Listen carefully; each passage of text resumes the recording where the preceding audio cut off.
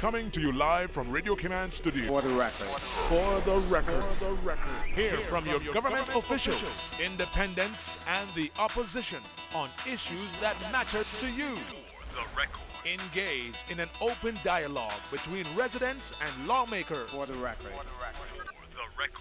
Informative, impartial, insightful. This is your talk show. 1-800-534-8255. Your calls, your input. This is For the Record. And now, your host, Orit Connor. Good morning and welcome to For the Record. Today is Wednesday, the first day of November 2017. If you didn't think Christmas was anywhere near, you better start thinking now because it's almost here. I'm sure that many people have already finished their Christmas shopping, hopefully. But things are going to get pretty busy. Things are going to get hectic. If you're planning on traveling, if you haven't purchased your airline tickets yet, you can expect that the prices will go up because of booking at such a short notice as well. Had some rain this morning in some areas. Georgetown seemed to have gotten most of it. Around about 4 o'clock this morning, there was thunder and everything. I think the National Weather Service predicts that, I shouldn't say predict, they forecast that there is a 40% chance of rain today as well. I want to thank you, our listening and viewing audience, for allowing Radio Cayman and by extension For the Record into your homes, into your vehicles as you traverse the busy roads of the Cayman Islands, into your places of work, whether it be in an office cubicle or if you're working in the outdoors. For the Record is a show produced by the staff and the management of Radio Cayman, and it is geared towards keeping you abreast of issues as they arise and play out on the local, regional, and international scene. I'm your host, Orit Connor. My two co-hosts, Ms. Theresa Pitka and Dr. Steve Macfield, with me. You can join us every Monday, Wednesday, and Friday from 7:30 a.m. until 9:30 a.m. Our phone lines are always open. There is always someone there waiting to take your calls. It's usually that beautiful radio voice of Miss Susan Watson. You can call us on our toll-free number provided courtesy of Flo. That toll-free number is 1-800-534-8255. You can also call us on 949-8037 and the 949-6990. Of course, if you don't like to talk on the telephone, you can email us at For the Record. That is one word, For the Record, at candw.ky. We have no guests in the studio with us this morning. All of our MLAs, I'm sure, are preparing themselves for the budget debate, which is scheduled to take place to begin this morning. So it is just me and my co-hosts here in the studio. We have lots to talk about, and of course the phone lines will be open for most of the show to take your calls as well, because when we don't have any guests in the studio, we like to make all of you out there who are listening our guests and give you an opportunity to participate as well. Before I introduce my guest this morning, I want to do something for the Customs Department, and you would have heard the Collector of Customs, Mr. Charles Clifford, and his staff on For the Record talking about the new online system. So there is a press release, and they have asked us to read the contents of that press release for you.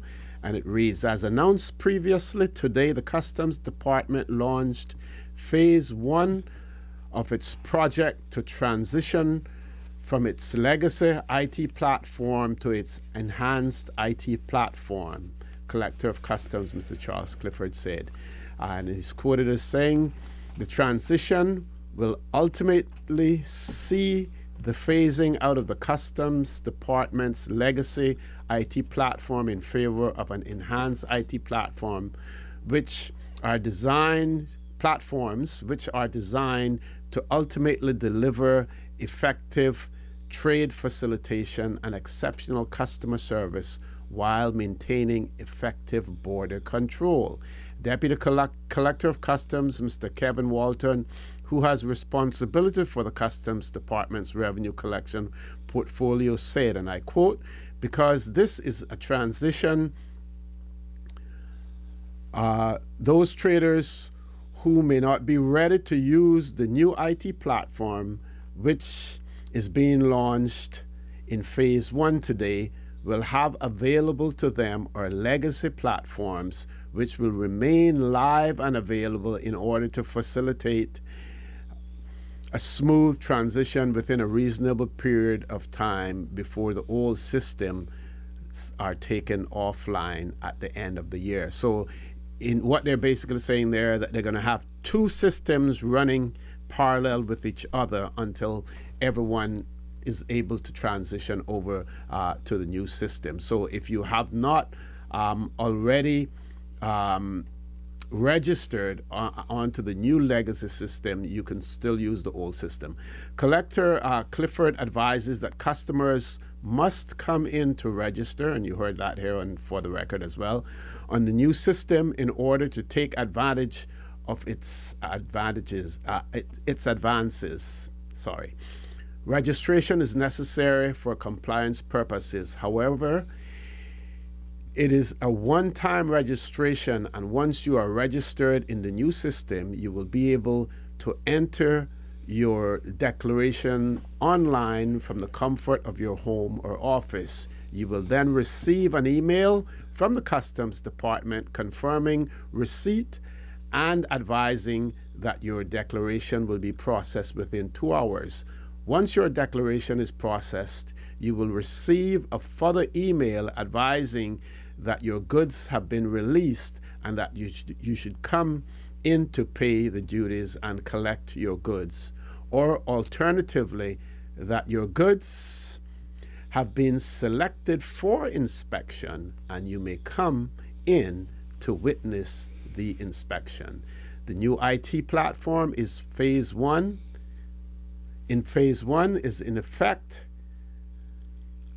a virtual drop-off system, and therefore the Customs Department existing paper drop-off system has been discontinued. So the existing paper drop-off system has been discontinued. Their legacy platform will be running parallel with their new platform until such time as everyone is transitioned on to the new platform. Collector Clifford said that further enhancements will be made to the new IT platform in subsequent phases, and these will include the ability to pay your import duties and associated fees online. He said, and I quote, "We are ultimately heading towards a paperless environment at Customs."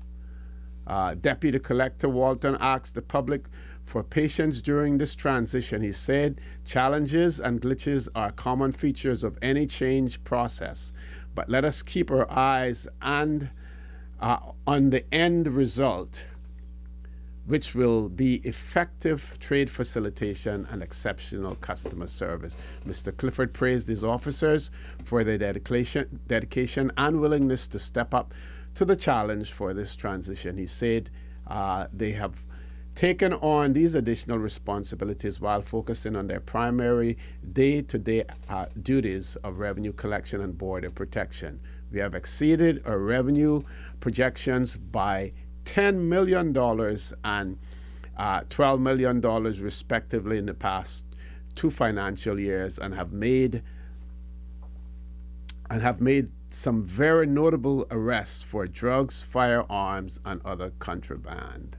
And he goes on to also thank the Government Computer Services Department, which was a major force in implementing this system, writing the programs and everything for it as well. And you've heard me here on For the Record praise the Government's Computer Services Department. I know in the past that there have been politicians and possible administrations who have been looking to outsource computer services work to the private sector. I was one who opposed that, and I continue to oppose it because I believe that the computer services department has the requisite skills and manpower to do so, and you are compromising yourself when you pass that out to a private entity. So with that long introduction this morning in reading the customs press release, I want to say good morning to my two co-hosts, Ms. Teresa Pitker and Dr. Steve McFriel, and to give both of you an opportunity to respond to what the collector and his deputy has said on here, because both of you had the opportunity to sit in the studio with them and to interview them as well. We start with you, Ms. T. Yeah, good morning. Although this is in customary OC style, he just drops it on you, you know. I mean, and then you kind of have to like sit up and kind of like get alert and then start like one of the ever-ready battery. Yeah, we can't ever make them think that it's all pre-planned, you know, and scripted. Yeah, well, that's not our style anyway. But yeah, I mean, what you've said is true. My thing with the issue that you raised that I wanted to highlight and to support is the importance of retaining the IT facilities in-house. Mm-hmm. And with that, I'd like to say good morning to our listeners on island and in the diaspora, and wishing everyone a pleasant week, and hoping also that Halloween was all that it was made to be last night. Okay. Dr. McFriel. I would say good morning, Mr. For the Record, and good morning to Mr. Pitcairn and our co-host, and good morning to all the people in For the Record land, locally, and those that are listening abroad also. I have a great respect for Mr. Clifford and his staff, especially Mr. Walton and most all of the people up at the customs. Mr. Clifford is a man who always wanted to be on the cutting edge of technology, and he's always a man who looked to advance. He's not a backward thinking person. I had the privilege of serving him when I was a member of the Airport Authority Board when he was a minister for that. His portfolio was in charge of the airport, and I find that he's a very progressive person, and I know that he is going to get this through. And I wish that many other people and similar that have similar responsibilities to him would be as prudent and as urgent to get things done properly as Mr. Clifford. I find him. I guess it's because he's also a lawyer and he's also have training as a police officer for so many years. Probably that's the background that brings that he brings to the forefront. And I give him kudos to revolutionize his department and bring it up to speed. Okay. I don't want to. There's just sorry. One other thing I would like to discuss this morning that we didn't have time to discuss last day we were here. And that is the flooding in Cumber Avenue, Well Path, the flooding there. I think we ought to discuss that because I think that's very, very important, because time after time people have lost their furniture, they have lost their valuables, and sometimes the government helped them to replace them, but sometimes they didn't. And I think that has to be solved. And I wonder if we had been in South Sound or had been in Governor's Harbor or in one of those Cayman Bay, whether that would not have been solved a long time ago. It seems to me that when you pass Delaware gas station going east, and when you pass Hurley's going east, you're in a different world, and you are physically separated from the real world where things get done and people are important. Okay, so we definitely want to get on track with that. I tried to bait one of our listeners on Monday in that regard, because I know that they're very passionate about it. They live in that area as well. And I thought we would have heard from that person by now. As a matter of fact, some of my listeners knew exactly who I was talking about, because they said to me after the show, you tried to get this person, to call in. So we'll see what happens. I don't want to leave the immigration department. Of course, I'm quite partial to immigration. I used to work there once. I had a minor role in immigration, in the immigration department. And they have sent something, and we have to figure out how I'm going to be able to open it. But it says, dear For the Record, the Royal Cayman Islands Immigration implemented new policy on the Immigration Code of Conduct. And I have to find some way of being able to access that. What I didn't know, and this is just my comment, was that we now call the Immigration Department the Royal Cayman Islands Immigration Department, because I see their logo still says Immigration Cayman Islands, and at the bottom of it says Cayman Islands Immigration Department. So I wasn't aware now that they are referred to as the Royal Cayman Islands Immigration Department, but I will try to verify that as well for our audience. Please stay tuned. For the Record, we'll be back shortly.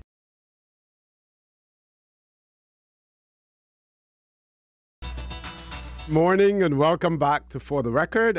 Before we went to the break, I read you this email from Royal Cayman Islands Immigration Department, and as you heard me point out to you that I didn't know that the name was changed to the Royal Cayman Islands Immigration Department. So for those people out there who put out phishing emails, you want to make sure that you get all of your facts together if you're going to try to trick people. Now, if this is a fishing expedition, and if you have received this, when you there's a portion on the bottom that says review requirement here. When you click onto that, it is asking for an email and a password. I believe that is the point where if someone is trying to steal your details or whatever, that if you go and you put an email address in there and a password, that is when they have you hook, line, and sinker, as far as the phishing experience is concerned, even though phishing is not spelled F-I-S-H-I-N-G. But so you want to be careful with this. So this is definitely fake. This is definitely fake. And I sort of like picked up on it when I saw this Royal Cayman Islands Immigration Department. I think we have a few callers. Let's go to the phone lines. Caller, good morning. Welcome to For the Record. Morning. Good morning. I was calling about that. Thank you. When I received one yesterday myself, but think about how deceptive that is. I mean, you worked in the immigration department and you had to pause. Imagine someone who immigration is an obscure thing to them, right? They might fall for it. Yep.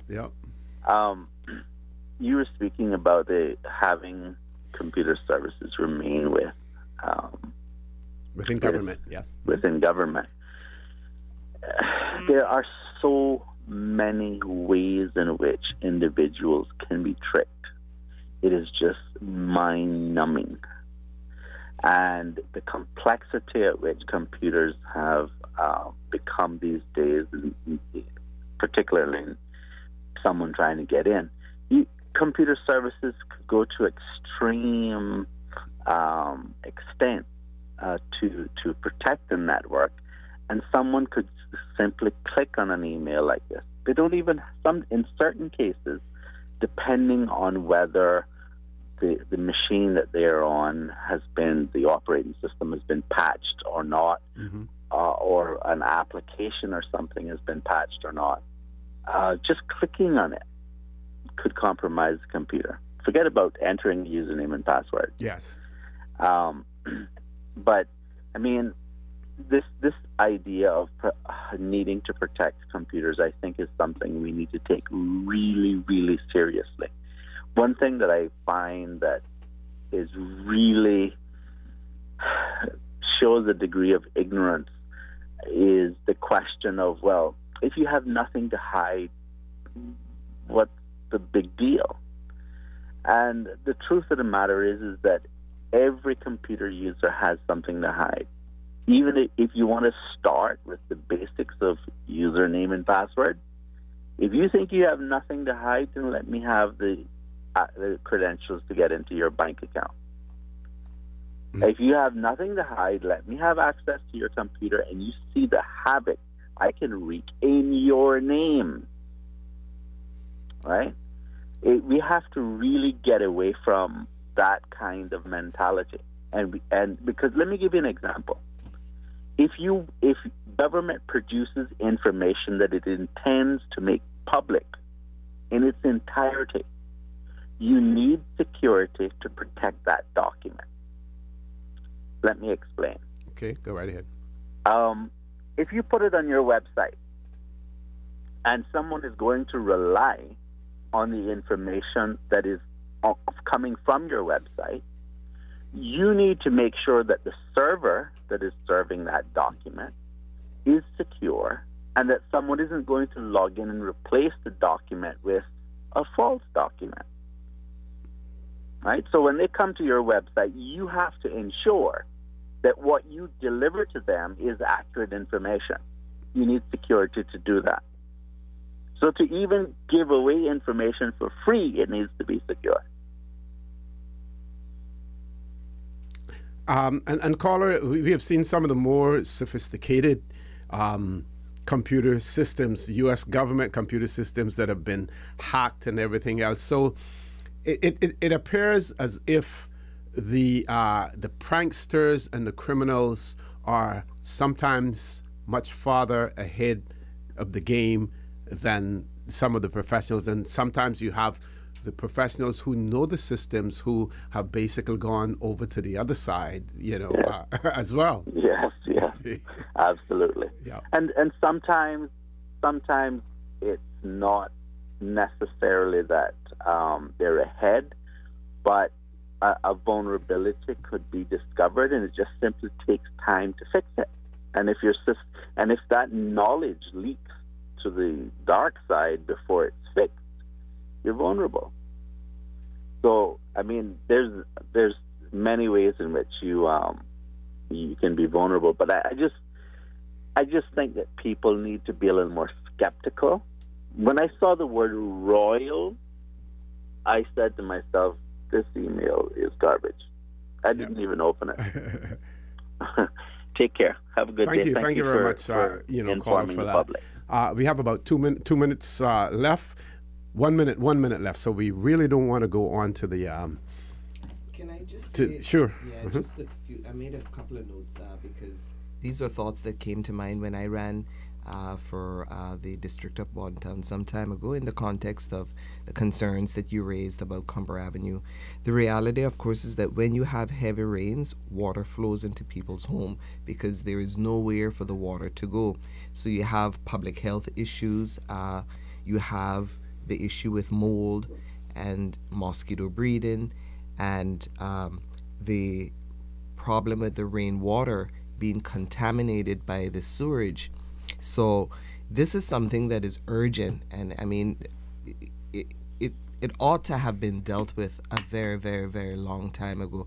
So I just thought that I'd just put that little plug in there for in that context with the Cumber Avenue. Okay, folks, we're going to go to our 8 o'clock news now. Please stay tuned. Don't change that dial. For the record, we'll be back after the 8 o'clock news.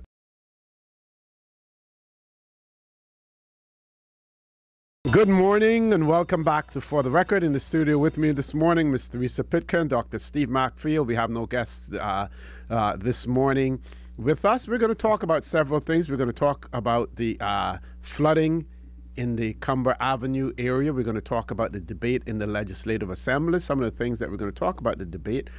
We've heard some members of the Legislative Assembly complain, for instance, that they only have 2 hours to debate the budget. And we'll see what the consensus is around the table here as to whether or not 2 hours is sufficient, or should they need more time to do the debate as well. So those are several things we want to talk about. Before we do that, I just want to mention, and everyone knows about it now, I would imagine, the terrorist activities in New York City, where 8 persons lost their lives. I think something like 5 or 6 of those persons were from Argentina as well. So again, the need to be extremely vigilant. We're not immune from things like that here in the Cayman Islands, because the recruitment and everything else is happening online. So we have to be extremely cautious about that. I also want to mention the fact the Robert Mueller investigation. And I just want to put this on the table, Ms. T and Dr. Steve Macfield. In the U.S., the press is constantly talking about the Russian infiltration and the effect that they had on the elections, the electoral system in the United States. It is my belief, I have no proof other than my observations, but it is my belief that the Russians went farther than the U.S. authorities are admitting to. I believe that they were able to go in to the voting system, affect the outcome in terms of the numbers, and then go back into the system and readjust it so that it looks normal. I believe that the U.S. authorities know that. They didn't act on it because it would present a constitutional crisis in the United States, something that they had never dealt with before, similar to the hanging Chad situation in Florida with George Bush and Al Gore. The U.S. Supreme Court had to do what they did because it would present a constitutional crisis. Why would it present a constitutional crisis? The previous administration, the president had already served his term and could not constitutionally serve any additional time for that president to remain in place while they sorted it out. The vice president who was elected in this case, Pence, would not be able to take up the presidency because Pence and Donald Trump were on the same ticket. You don't vote for the vice president, you vote for the president, and the vice president is on the same ticket with him. So if Donald Trump's presidency was invalidated, so would the vice presidency be invalidated as well. Who would be in place next? It would be the speaker who would be the president. The United States does not want to be placed in that situation when you have such a topsy-turvy international situation. They cannot be placed in that position. And it may not be in your lifetime or in my lifetime, but when certain documents are released and they decide which ones to release, just like they've done with the Kennedy assassination, we may or we may not know really and truly what happened in the elections last November. But I believe that the Russians went farther than the U.S. authorities are prepared to admit. Not saying that they don't know it, that they are prepared to admit. Some comments from you on I that. think they know it. Like you say, they're not admitting it because, like you, for the reasons that you already have exposed, it is a very serious matter. And I believe that the president might be threatened because it seems to me that this is the same way they brought down Nixon. They targeted the weakest link in his administration. They targeted the people who were close to him. You remember those after the break-in at Watergate. They targeted all those people, and they eventually gave them the president. It seems to me that this is what's happening. I was surprised that the man had so many passports. And I've traveled to so many different countries, and it's very obvious that the Russians were helping a particular candidate to get elected and didn't want to see the other candidate get elected. And they have the resources and they have the technology to do that. They can do that even here in the Cayman Islands, because we are very vulnerable. And one of the things that you said that I completely agree with is that we have to be more vigilant in who we let in the Cayman Islands. As has been said before by some of our elder statesmen, Cayman is not for everyone. and we should make that quite clear. We're bringing in so many people, we don't even check their backgrounds. It's not like when you were at immigration where you get on the computer and you would check people's background. I know so many people that you discovered who were here illegally and who were convicts and stuff who came into the country, and you got them out of the country as fast as they could come in. I don't know if they have that sort of intelligence in the immigration now, or that sort of tolerance to do that now. But we have to do this because look at this gentleman that you said that killed all those people in New York. He's been in America now 6 years. He came in as an immigrant 6 years ago. 2010, yeah. Yeah, 6 years ago. And he bided his time. He bided his time and waited, I guess, until when they activated him to do these things. We could be vulnerable the same way here. And, you know, we just walk around here and drive our cars around here and stuff like as if take everything for granted. For granted. Everything is not for granted. We can be vulnerable the same. And a disaster like that here would definitely destroy us. It would be worse than what's happening in British Virgin Islands now, where they say it's going to take over a year or 2 or 3 years to get back. We would probably never get back if we allow that to happen. Misty, anything to add? Not really. Okay, let's, Dr. Markfield, you were in part of the National Roads Authority, and you had some experience with the Cumber Avenue flooding situation. We're not hearing much from the people in Cumber Avenue in terms of calling in or sending us emails in regard, to what is happening there, but we do know that the flooding took place there again. Now, Cumber Avenue forms part of, is that Bordentown East as well? Bordentown East, okay. Bordentown Okay. East electoral district. Okay. Tell us what you know about the situation. Well, many years ago, when the flooding got really bad and people lost all their furniture and they had to, and they lost some of their homes were flooded, and it caused a lot of devastation in some of the homes in Cumber Avenue. Some of the people approached me about what could be done if the NRA could do anything about it. So I took the matter to the NRA board because I was the director of the NRA at this time. Now, under the NRA, under the National Roads Authority law that sets up the NRA is not the remit of the NRA to deal with flooding and it's such as in Cumber Avenue, because the NRA it has to deal with roads.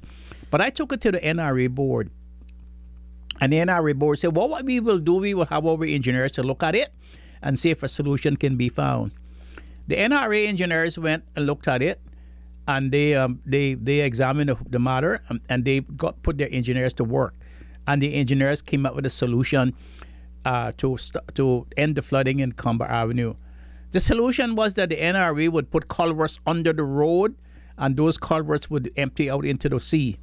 In other words, he would go from Cumber Avenue across the street out to the sea, and the NRA would put up electric pumps, so that when the water reached a certain height, the pumps would come on automatically and pump the water out, and there would be no more flooding. Now that was going to cost something like $600,000 for the pumps and for all the road work that had to be done. The culverts had to be done, the engineering had to be done. The NRA had all the drawings and everything of how the pumps would work and everything. But when the NRA went to the central government and said that this is how we can stop the flooding and have a solution to the flooding and Cumber Avenue, but the NRA wanted the central government to give them the money back, to replace the money in their vote if the NRA has been ahead and spend the money. And we got no answer from the central government, and the NRA said, well, we're not going to spend our money unless we guarantee to get our money back in our vote. And that was the end of it. The next year, the same thing happened. Flooded. I went up there next year, and they were throwing 3 feet of water, and in Cumber Avenue, and the people lost their furniture, and they had to do a lot of repairs to their homes. So what did the government do to the solution? The government went and took backhoe and stuff and dug out part of the pond behind Dr. Mary Lawrence's house so that the water could run off there. But the water runs up there and it fills that up also. That causes flooding also. And that's not a solution. Because you see, at one time the water would run in the back of Cumber Avenue, and it would run across the street now where Anton Borden Drive is now, and would run off into the pond and down in Lookout, where Lookout Garden is now. But the water cannot do that now. So the water accumulates there, and the water is stagnant there. The water is stagnant. If we have more rains there than usual, it seems to me that we're going to have some disease there, because as my colleague have said, the water accumulates, and it's a bad situation. Now, I am just throwing this out now to our listeners. I wonder if this had been in Governor's Harbor, or had been in South Sound, or had been in one of those in those communities where it's the upper class slaves, and where the money class slaves, whether or not the government would not have stepped in immediately and stop this flooding. It seems to me that as long as you were lower class, and as long as you were a working class, and as long as you live in those neighborhoods where the government doesn't think that you worth anything, that you'll have this kind of flooding, and they just don't care. Now, what I would like to do, I would like to ask the district council, who's in charge of Bordentown East, to go to their representative for Bordentown East, who's a member of parliament. In fact, he's a minister of the environment, and ask him to stop this flooding and to do something. If they can find all the money to do all these other things that they're doing, $3 million to study for the dock, blah blah, and things like that, and they're getting all this money, $100 million from work permits. They can take some of that money, and they can fix Scumber Avenue so that people don't have to walk in, waiting their house in water, and sleep on top of their furniture. Okay, we're going to take a commercial break now. When we return, Ms. T, I want to hear from you. I know you've been a former candidate in Bordentown. Whether or not this whole issue has been on someone's platform or in their political manifestos as well. Please stay tuned for the record. We'll be back shortly.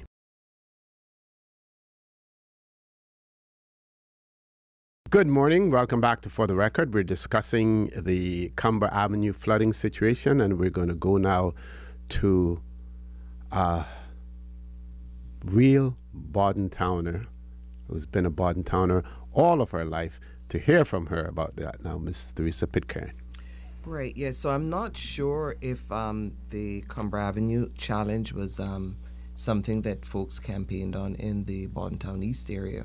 But I know it's something that I've had a personal concern about, certainly at the two occasions that I ran for office, because I know the folks in there very intimately. One of them, I would even go as far as saying, helped to raise me. And the real concern that I have is the fact that it can potentially create a public health hazard. And I mean, I've just listened to what Dr. McField has said about who gets priority, or what neighborhoods tend to get priorities in our community. I'm hoping this morning, when we're having this conversation, that some light will be shone on that particular topic. As Dr. McField rightly says, the minister responsible for certain matters is actually the individual from Bordentown East. And I think at one point that they were developing their district council. So hopefully by now, I know they were working on the Pirates Week Council, or at least that's what I was made to understand. And I thought also that the district council was also being established as well. But they would be the folks that that would highlight this and make this something that is important. What used to happen, as I recall it, is that the water would flow into what we used to call the first well, but that has now been shut off, literally, and it's closed, making it difficult for the water to actually flood out. But if we stay quiet, nothing really happens. So folks have to own this particular issue and ensure that something is done. We always say that one of the positives about the one man, one vote is that you can identify who is the person responsible for your particular area. Well, we can. One of the challenges we used to speak of is the fact that if that person is a minister who then actually does a lot of the groundwork for that particular individual to ensure that things get done, if people are busy. But this is something that the Bordentown people can actually now use and own as an example to rectify a particular challenge in their community. Sorry. Okay. And anything else you want to add to that, Dr. McField? I would just like to say that the Bordentown people should call their ministers, petition their minister, go to their representative, and get this thing solved. It can be solved. There is the NRA have all of the drawings and the plans and to the solution to the flooding, and all they have to do is go and revise them and get it done. The cost would probably have escalated The by cost now would have from 600,000. Yes. And this would have all been done locally with local resources using local engineers and to do it. Local engineers. The only things that they would have to import was the pumping system. That would and you would have to have a pumping station nearby. And they had located the pump station to be on the edge of the park, where the park is down in Cumber Avenue. Okay. In other words, there would be a little pumping station there with pumps there, similar to what they have, similar to the little station they have out by the courthouse, where for that pumps the water into the fountain. Okay. They would have a station there where the pumps would be located, and they would have a float, so that when the water start rising, the pumps would come on automatically and pump the water out under the ground. Okay, I think we have a caller. Let's go to the phone lines. Caller, good morning. Welcome to For the Record. Good morning, Percy. Good morning, Dr. McPhail. Good morning, Good sir. morning, And sir. good morning, Teresa. Morning. In the issue of Bordentown, I don't totally agree with you, Dr. McPhail, about the Anton Borden Road. You can drive there anytime the rain is on or just after it's happened, and you will not see the water come up near that road. What has actually taken place in Cumber Avenue is a lot of the wetlands that were in there are no longer Caller, I'm there. going to They're interrupt all- you for a second. If you have your phone on speakerphone, we're not hearing you that well. Yeah, I said the issue there is that all of the wetlands have been filled in, Okay. and there's no more USA drainage for the water in that area. I know there because my grandfather lived in that area, and my aunt still lives in there. And it has never been like this until the wetlands or the ponds or whatever you want to call them have been filled in. It has nothing to do with the Anton Borden Drive. Like I said, you can go there and you can check it for yourself. The only solution now is, like Dr. Matthew said, the pumps. That's the only solution, because you can't drill a deep well into a water hole and expect the water to drain into it. Right. So the only solution there is pump station. Thank you very much, caller. You're welcome. Thank you very much for that. That's it for our calls, Ms. D. Yeah, no, I know that the NRA used to have pumping trucks, or at least that was my understanding years ago, that's what used to happen. But can I invite, though, the Bontown people to own this issue and really stay on it, because nothing really happens in our community unless you actually stand up and hold the folks accountable, whoever is responsible. We have to develop that culture where we really, really start, and we shouldn't feel ashamed, when something bothers us and we know that there's excess spending and so on. Remember, it is your money. It is the taxpayers' money. No one has a monopoly on knowledge. And, if you see the funding, your money being spent in a manner that you don't think is in the best interest of the country as a whole, or in your community as a whole, have your say. It will be business as usual unless you stand up and actually stand for something, or because the failure to do that means that you're going to own something that you don't like. So I encourage folks to hold our leaders accountable, and specifically for the folks in the Cumber Avenue to actually try and develop a methodology that you can use to get something done. Yep, that certainly needs to be done. We have one caller, but before we go to that caller, again, the previous caller that called in about the Anton Borden Drive situation, I was actually on Anton Borden Drive on Sunday, and when you're coming from the east, towards the police station, going towards the south,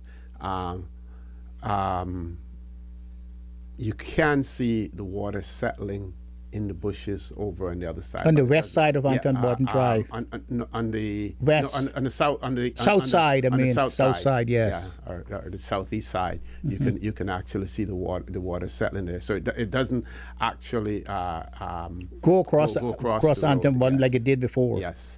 Let's go to the caller. Caller, good morning. Welcome to For the Record. Hello, good morning, Mr. Connor, Mr. Teresa, and Mr. Matthew. Good morning, sir. I just want to make a quick observation with the whole flooding in the Borden Town area. Okay. One thing we need to pay attention to is that we have some of the largest quarries in that same area, which have large bodies of water. And I think before that area get any more developed, where it would be more complicated in order to put a pump system, I think what we should be doing is putting an intricate system in place to pump the water into those already existing quarry ponds, which has more than enough capacity to hold the flood waters. And I think we need to do it now before any more development come in those areas and fill in any more of the land that the government has to now go in and require land by compulsory and spend more money. I think now is the time. We've seen what the issue is for a long time, and the quarries are there. They're not going to ever fill those holes back in. And I think we need to utilize those quarries now for a positive now, because they're sitting there as a negative. And I think the Borden Town people, I think John should take into consideration, because Borden Town is one of the largest quarry owners area in Cayman and has the largest bodies of water sitting there, where it has salt mixed into it, so the stagnant and the risk of contamination will be minimized. That's just my opinion. I think that's an option they can look at, and I think it's a doable option once they get in front of the 8 ball on this particular issue. So, caller, you see that as a better alternative than pumping the fresh water back into the sea. But if you compare the two in terms of distances, the sea would be closer. So it would probably be a little bit more costly to go to the quarry ponds. But you see that as the better alternative. Well, I don't think the sea is necessarily closer, and from a geographical standpoint, I think that pumping stagnant dirty water into our beautiful beach in Borden Town would be absolutely ridiculous. Yes. We see what's doing in South Sound, and now we're going to consider when we have ponds where they got dynamite blasting on a weekly, monthly basis. Come on, man. We need to stop looking at the easy solution and looking at the best solution moving forward, and that's what we need to start doing. So that's just my opinion. I agree with you, caller. But when we looked at it, we didn't have the quarry system like we have now. When the NRA looked at it, then we didn't have the quarry system. But I agree with you that and then they should use that quarry land for something else now, instead of just letting it sit there as a wide open pond.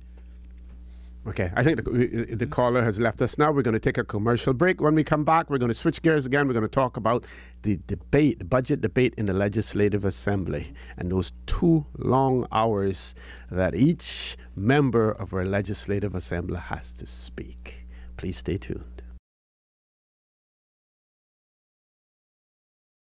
Good morning and welcome back to For the Record. We have no callers at this point in time. Let's talk about the Legislative Assembly. Of course, the debate will be carried live on Radio Cayman, Miss Susan, and that'll be on 105.3 as opposed to 89.9, which we carried the throne speech, and the budget speech were carried on 89.9, but now the debate will be carried on 105.3 FM. So they can listen on there.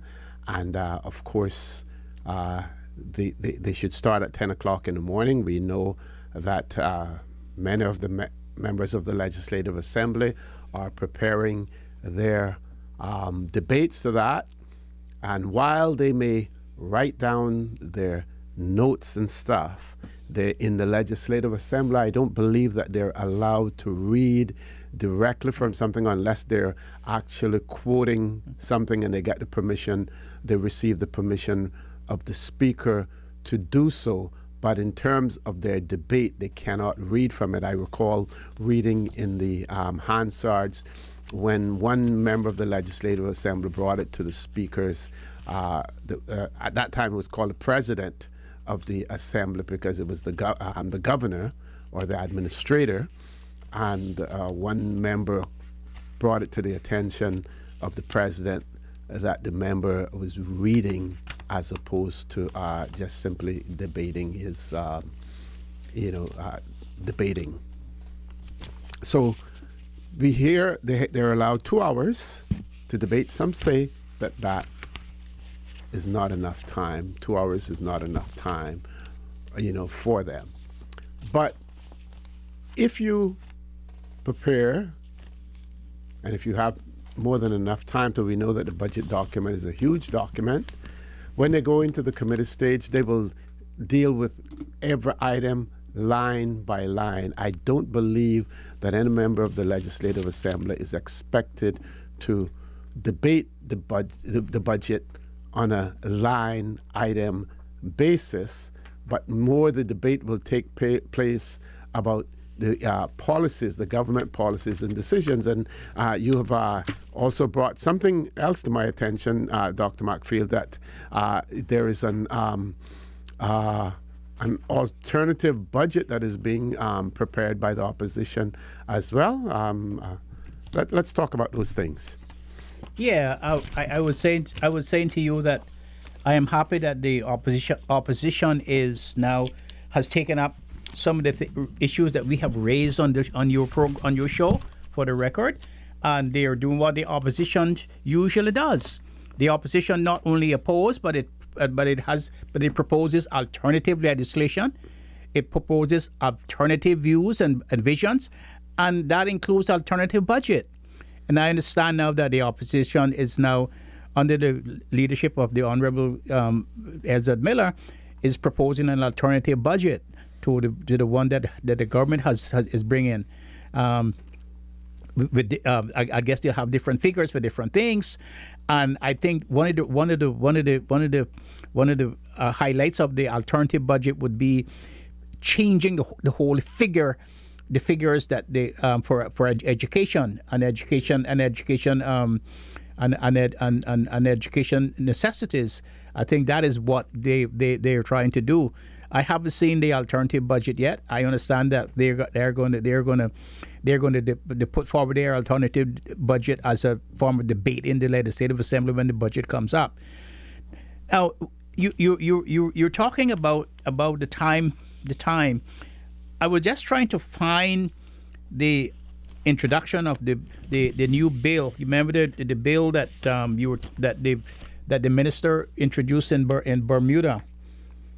The bill to the recent immigration bill to give the immigration law primacy over the Human Rights Act. That's right. Yes.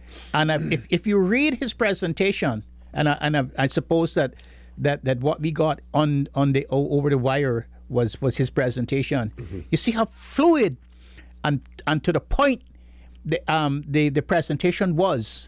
That is how you go about debating things in an assembly. You don't go lambasting the next person and talking about extraneous things that are not relevant to the issue that you're about because you have the time to stand up there and because you have privilege. That is not how it's done. And when I looked at that gentleman's presentation when he was presenting that bill, it was quite clear and fluid, and he stuck to the reasons why the bill was needed and why people should vote for the bill. He didn't go around talking about what this one did 50 years ago and what the other one did 15 years ago and so forth. And I think 2 hours in the Legislative Assembly is time enough for any legislator to get up there and to debate a bill or to debate an issue or to debate a law or to debate anything. Because if you're prepared and if you stick to the subject matter, you don't even need 2 hours to do that. Ms. T. I agree with Dr. McField in terms of the length. But maybe some of the times it depends on the subject as well. And, other people might intervene with questions and so on. But I don't think you need any more than 2 hours. And shall I also say that I preface that also about the nature of the subject matter. What I wanted to raise with respect to the budget as well, and generally speaking, is the whole notion of the standards of public life. When are we going to see proper codes and stuff instituted so that everybody plays by the same rules? I also have the concerns about foreclosures, but in the context of people losing their jobs and not being able to satisfy their debt obligations, how we're going to address those issues, because we know the banks have their rules. Some of the times banks don't necessarily make the best decisions. But as I sat here, I recall when my mom first bought the home that we have, she went to the Housing Corporation. I don't know if you remember that. The Housing Corporation was then, I think, managed by Angela Miller. Managed or chaired, I can't remember, but I'm sure it was called the Housing Corporation, because that's where we went to get the first initial injection for to make the payment for our house, for my mom's house. So and as far as I'm aware, there weren't really any bad debts with that particular organization. I'm not sure what transpired historically, but it wasn't called a development bank at that point in time. No, Right? I just remember it's I could be wrong, but in my mind's eye, I'm thinking it was called the Housing Corporation. And I remembered Angela because I even remembered having a conversation with her about it at the time. But so my like I said, I'd like to also talk about what happens when people lose their jobs, how their debts are secured, because people's homes are sacred. That's where they invest their lives, and that's where they are attached. Everything that they are in a sense, it's located right within that house, and it's sacred.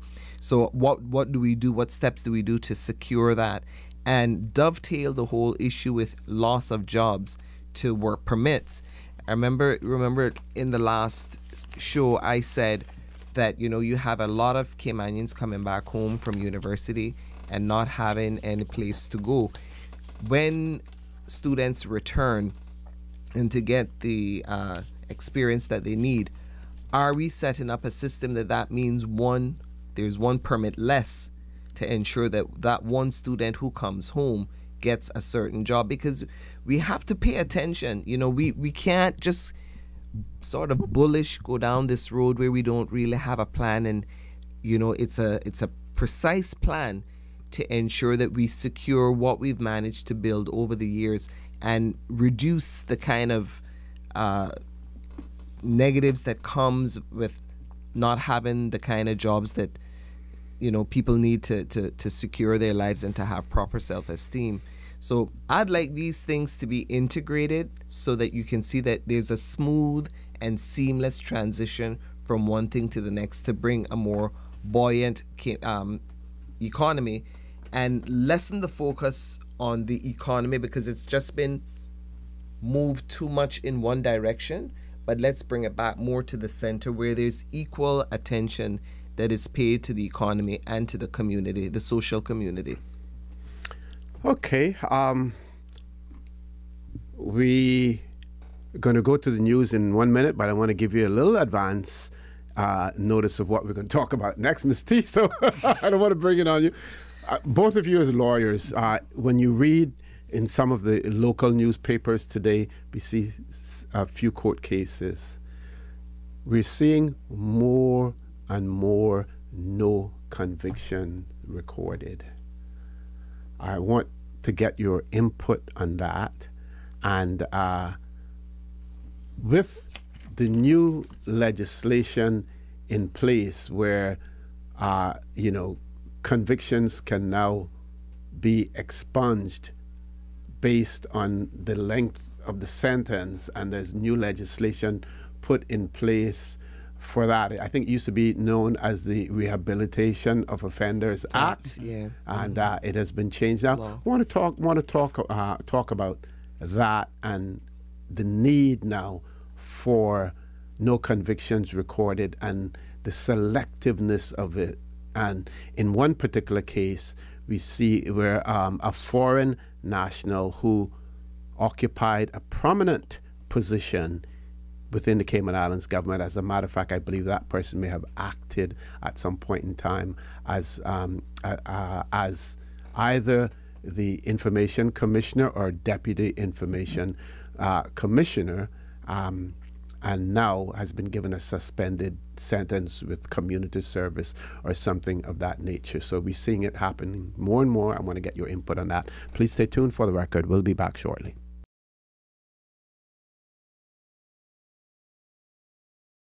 Good morning, caller. Welcome to For the Record. Good morning, OC. Good morning, Dr. Stephen. Good morning, Teresa. Teresa, Good morning. It was called the Housing Development Corporation. Okay, thank you. All right, Thank you. thanks. And Angela Miller was the manager. This is Reba. I used to work there. That's right. Yeah. Yeah. That's what I said, yeah, Housing Development Corporation. A corporation, and it was the other part was called Agricultural Industrial Development Board. It was actually did in two pieces. Housing was one section where we built houses for people, and then the other part was boats and student loans and businesses. Okay.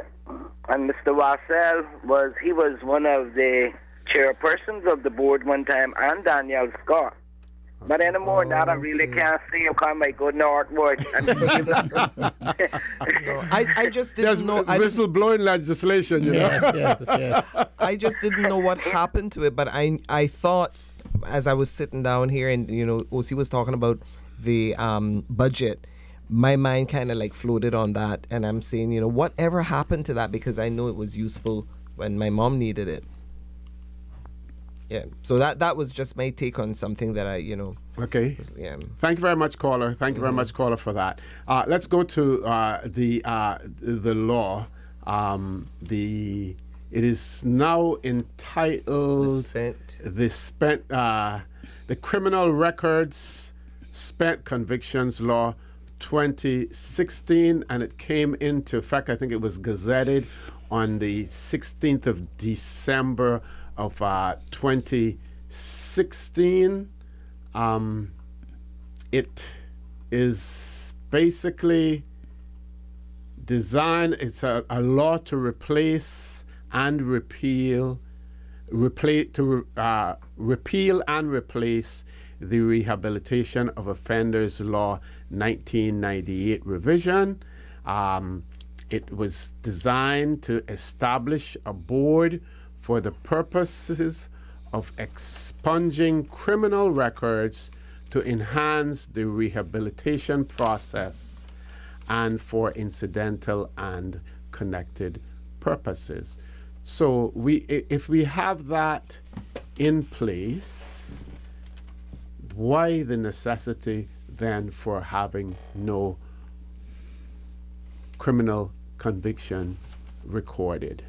Dr. Steve. Well, the Criminal Procedure Code has a provision in it that that on an application to a magistrate, to a judge or magistrates can record no conviction, notwithstanding that the person was convicted. And I think, since when you have laws like that, and when you have provisions like that in the laws, people are going to use them. And it's more expedient if you write before the courts to ask the court not to record a conviction than to get a conviction and then go in afterwards to get it expunged. I mean, as a lawyer, in fact, as a defense lawyer, that's the first place that I would try to get the conviction to go away, was when I was before the court after a trial or a hearing or a guilty plea, and so people think it's safer to use that court procedure, that section in the Criminal Procedure Code to get a no conviction recorded than it is to get a conviction expunged, because the problem that I have with the new law, with the new criminal the new law that replaces the Rehabilitation of Offenders Law is that you have to have a board. And a board may not see it fit to expunge your conviction because it's the discretion of the board.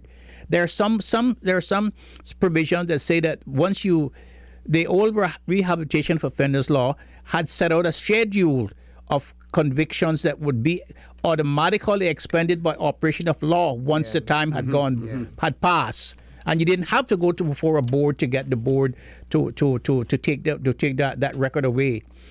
Now you have to go before a board, and so that is why lawyers are figuring, well, the board may not suspend the conviction.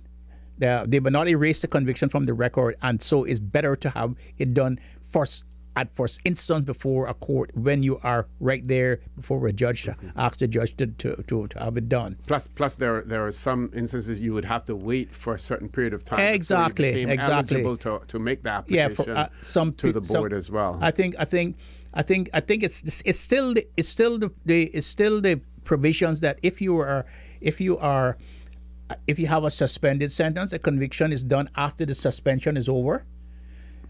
If you have a probation, the conviction is finished after the probation period has been met. If you have a fine, it's a certain period of time after you pay the fine where you have to wait to have the conviction expunged. But if you're before the court, you can have the conviction expunged immediately, because there will be no conviction recorded against you. And that, to me, seems the best way to go if you are a good defense lawyer representing your client. These things, it depends on how a judge or a magistrate uses the provisions and uses the provisions, and it depends on who he uses and who asks to be for the judge to use his discretion to do that. It depends. Okay. Now we know that this new piece of legislation came about as a result of Caymanians pushing for it, because they found that they were more the victims of this than anyone else. Right. It affected their ability to obtain a U.S. visa, to get employment, to even get a waiver, visa waiver to go to the United States. This was all designed more towards them based on that.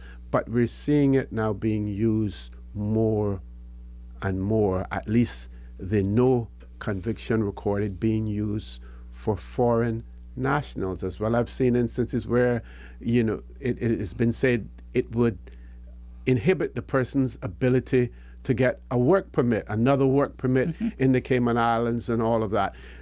If you have been convicted of a criminal offense, are those the people that we still want to have in the Cayman Islands? If there's so many people wanting to come to the Cayman Islands to work, if there are so many Caymanians, 1,200 of them, they say, that are unemployed, do we really need to use the judicial system to keep a non-Caymanian here on a work permit? No, we shouldn't do that. And in fact, the immigration law has provisions in it that if you are convicted, that's right, you are declared a convicted and deportable person. But if there's no conviction recorded, then the immigration can't do anything about you. And the bad thing about it, OC, is the fact that those same their counterparts, people who come from other jurisdiction have convictions in their jurisdiction, say for smoking marijuana or possession, they can come here.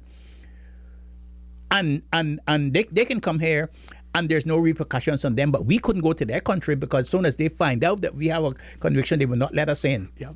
Yeah, and so that's the difference. And so why should we be protecting them to put other Caymanians at a disadvantage in our own country when they have a conviction? I do not understand the logic of it at all. It also prevents the Caymanian who has the ability to do that job from getting access to it. And I know for a fact, in certain circumstances, that there are Caymanians who would be interested in taking up that employment, who's capable as well.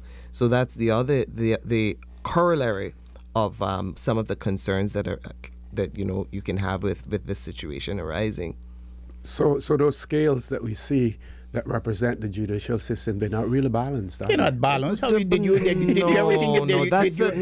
that's just a myth. No, that's a figment of some person's imagination. That's a myth, and that is what that is what the human mind supposes it should be, but that's not how it is. No, not. And whoever believes that is so crazy. Is in a parallel universe. Yeah. Honestly, Yes.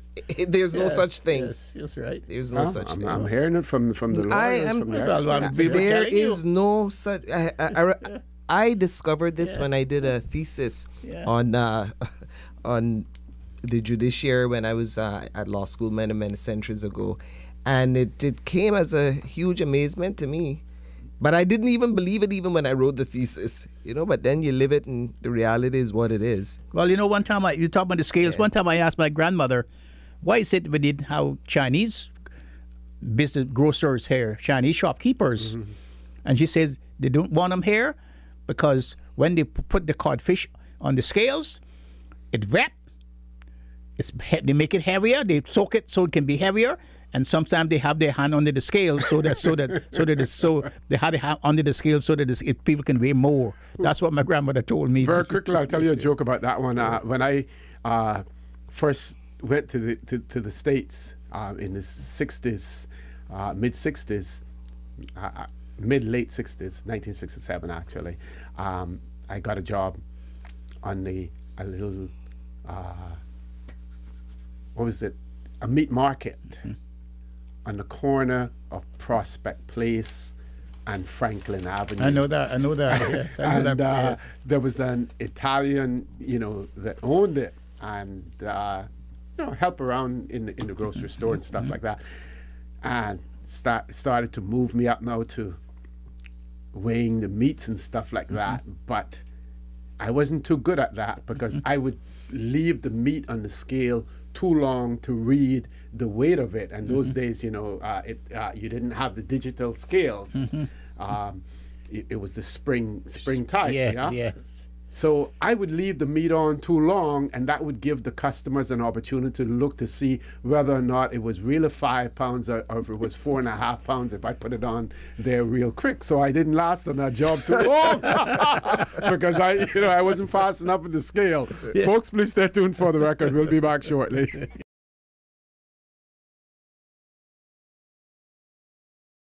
Good morning and welcome back to For the Record. We're in the last leg of our show this morning. We have no callers, so we're going to continue with our conversation, and we're going to go back again to these scales, the scales of justice and the weighing of them, because me in my naivety really thought that was the case, even though I've heard and I know that the quality of representation that you get in the courts has a lot to do with whether or not you can pay for it. If you have deep pockets, then that will determine the quality of representation that you get in the legal system. Well, that's the reality. I mean, but what I was going to say to you during the break, and I forgot to mention it, was that our laws are written by men, and men that have limitations, men, and by say men, I'm saying men and women. And women. That some don't have integrity. I'm reminded of Bertrand Russell. He is one of my favorite philosophers, but on different areas.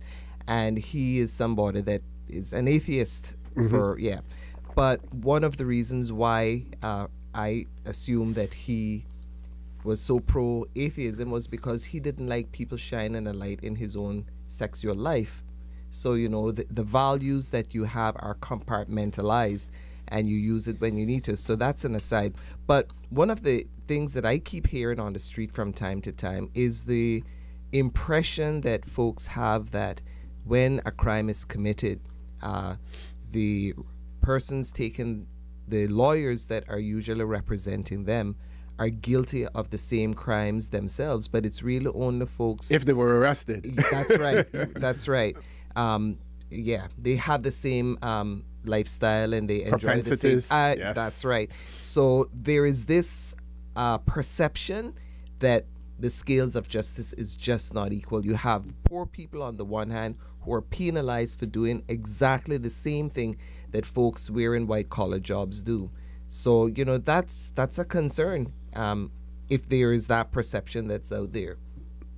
Now, I'm told that on the street, that there's a particular nationality, and I won't call that nationality, but there's a particular nationality who are the major consumers of exotic drugs and cocaine in the Cayman Islands, that it is not relegated to people working in the construction industry or in the service industry, but also to corporate offices, the white-collar jobs as well. We know that it happens in other countries. You look, I saw an article in one of the New York papers last week, or may have been this week as well, where a woman who was making accusations and bringing charges because of sexual harassment showed a photograph with her boss laid out in his shorts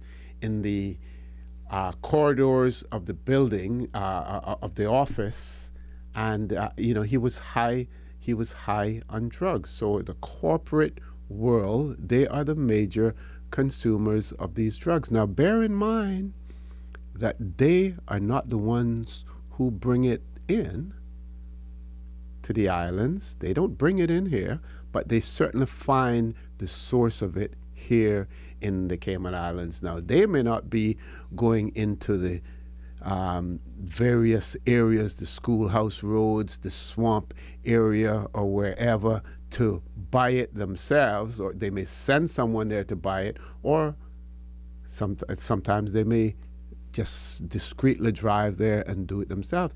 But my information that I'm getting is that there's a particular nationality, and I won't call the name of that nationality, who are the major consumers of exotic drugs as well as cocaine in these islands. Well, they'd probably don't go down to Dog City or to the swamp or any of those places or Windsor Park, but they sure finances it.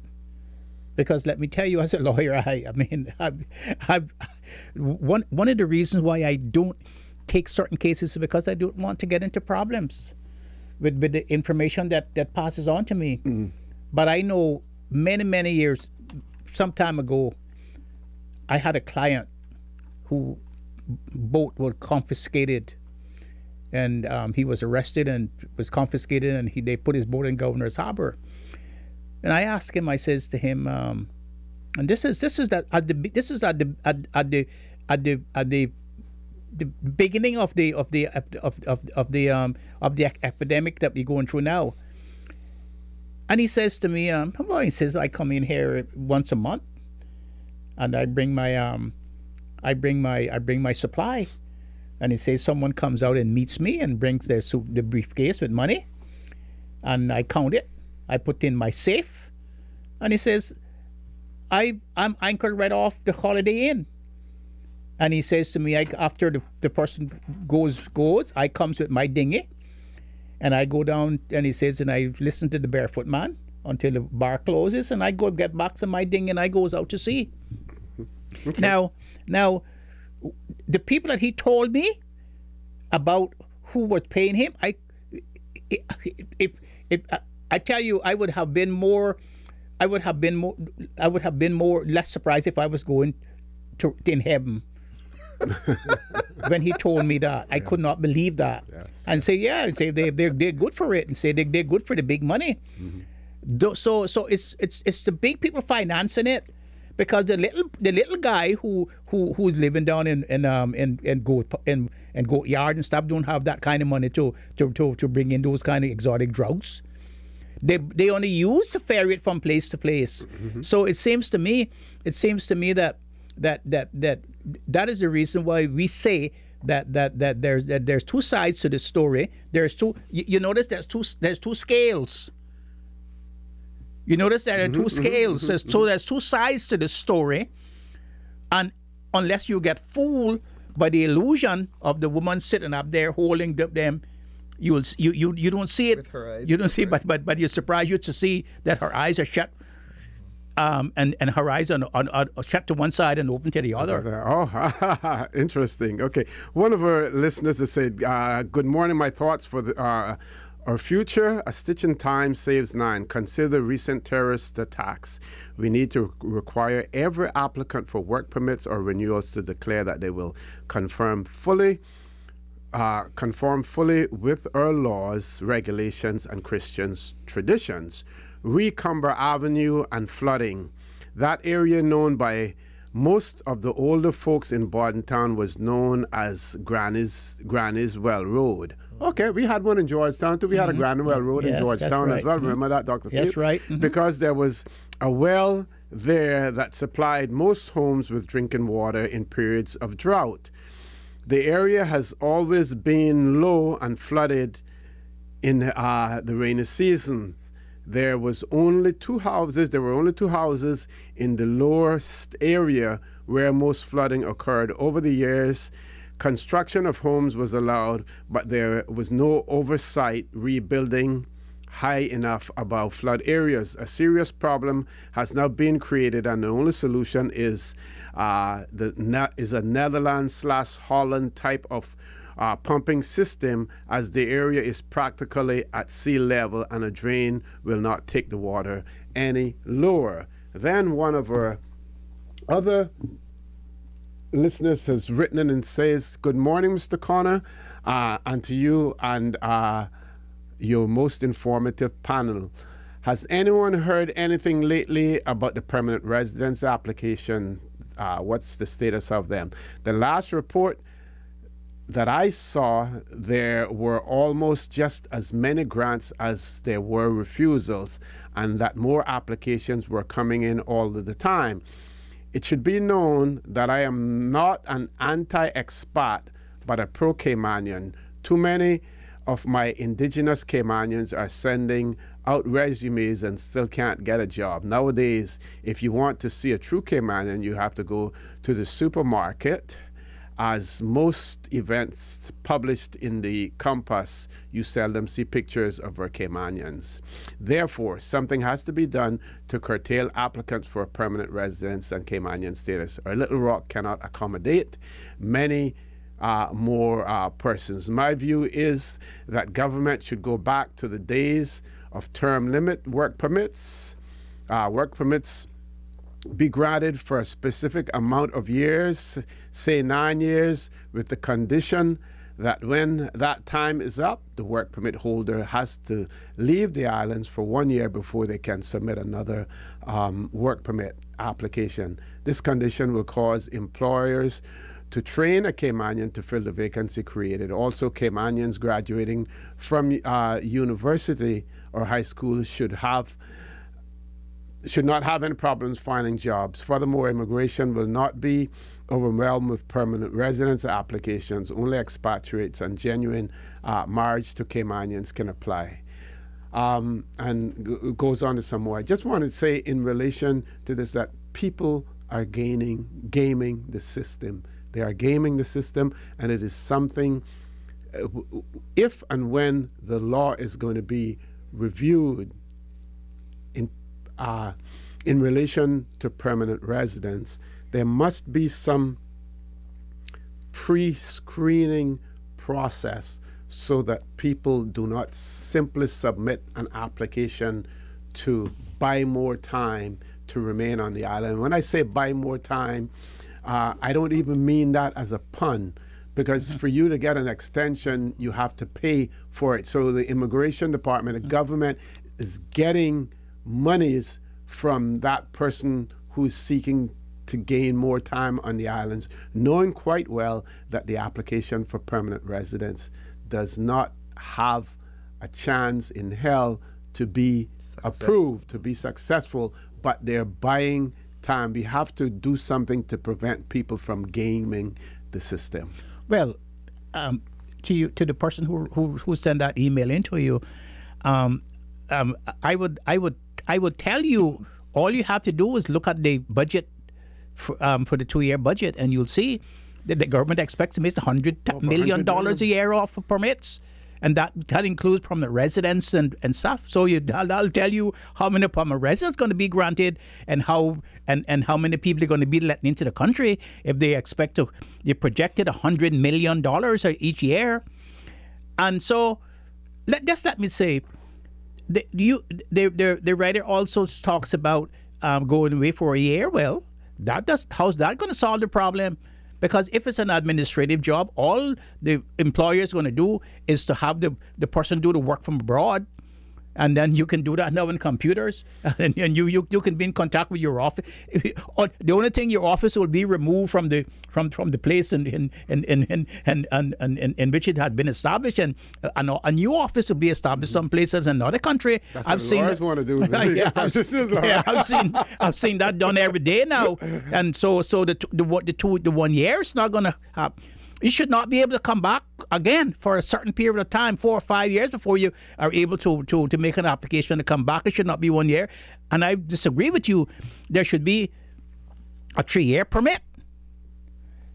And the permit could be renewed for another 2 years to give your employee to find somebody else. And you should not be any more extension after 5 years. That should be it. You should not be in a 9-year period at all. And if you can't find a Caymanian for the job, then you are allowed to replace that individual with another individual. But the whole idea is that you want to curtail people's the length of time that they stay on the island, so that they do not qualify for residency. I still maintain, and the writer pointed that out as well, status should be reserved for persons married to Caymanians and descendants of Caymanians, on grounds of descent and nothing else. Now, it may lead to some overhaul of the system, but like Barna Scotland told us when she was here, that the problem that we have, the problem that has the issue, the thing that has created the problem for us is permanent residence. Because you see, once a person obtains permanent residence in the Cayman Islands, they are free from any limitation on the time that you may remain in the territory.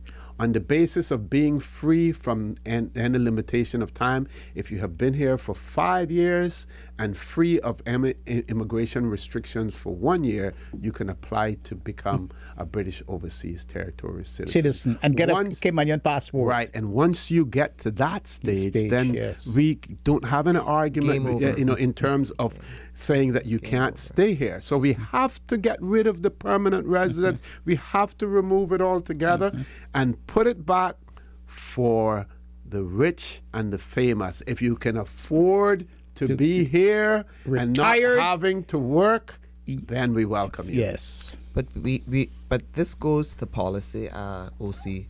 We need to have a clear understanding of the vision we have for the future of the Cayman Islands. That must be crystal clear.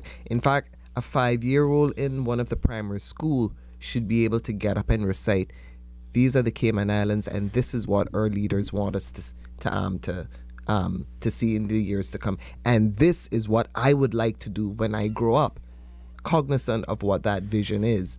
Okay, I want to thank you all again this morning, my two co-hosts, and I must say that we were able to debate all of that in 2 hours. So if we can do it in 2 hours, I don't see why our members of the Legislative Assembly, their 2-hour debate isn't enough for them as well. Folks, I want to thank you for allowing Radio Cayman, and by extension, For the Record, into your homes, into your vehicles as you traverse the busy roads of the Cayman Islands, into your places of work, whether it be an office cubicle or if you're working in the outdoors. I also want to remind you that we are brothers and their sisters keepers. There is always someone out there who's less fortunate than we are, and I ask you to extend a helping hand to them. If you can't do that, then I suggest you donate to a worthy charity, because we always want to consider those who need, not necessarily those who want or those who crave. I say to you, have a great day. Continue to support your radio station, Radio Cayman. John Sterling, Dwayne Ebanks at 12 noon for Talk Today. And of course, continue to listen to the proceedings of our Legislative Assembly on 105.3, Breeze 105.3 here on Radio Cayman. Have a great day, and as usual, we ask the good Lord to bless these 3 beautiful, wonderful Cayman Islands.